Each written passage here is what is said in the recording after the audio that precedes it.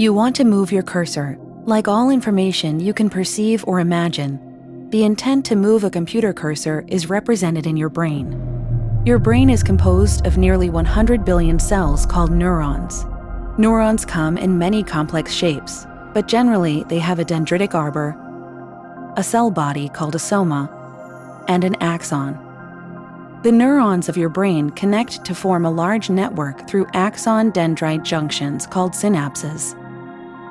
At these connection points, neurons communicate with each other using chemical signals called neurotransmitters. Neurotransmitters are released from the end of an axon in response to an electrical spike called an action potential.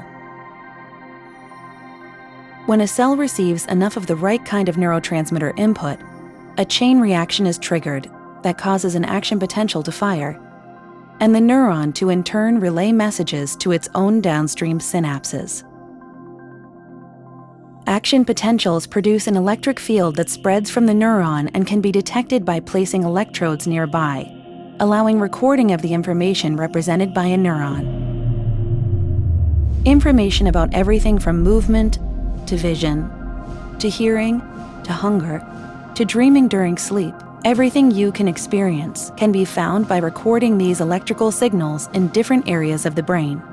Information about moving your cursor can be found in a number of brain areas, including the primary motor cortex, or M1. When the cursor is moved up, some neurons in M1 will fire a lot, some will fire a little, and others will be silent, and vice versa if the cursor is moved down. In other brain areas, relevant information is represented in more complex ways, which can be learned with more sophisticated models.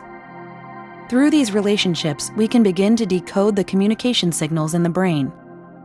And by recording enough neurons, movement intent can be elucidated with higher fidelity.